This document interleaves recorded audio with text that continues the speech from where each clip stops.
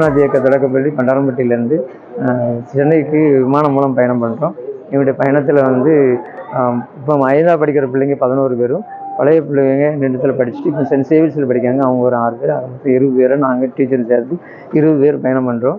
இங்கேருந்து நாங்கள் போய் அங்கே அண்ணா நூலகம், கன்னிமரா நூலகம், அப்புறம் நந்தனம், வள்ளுவர் கோட்டம், இந்த 4 முன்னாள் முதல்வருடைய சமாதிகள் இது எல்லாத்தையும் பார்த்துட்டு திரும்பி வரோம். பிள்ளைங்களுடைய பாட சம்பந்தமான இந்த இடங்கள் வந்து பாடப்புத்தகத்தில் இருக்குது.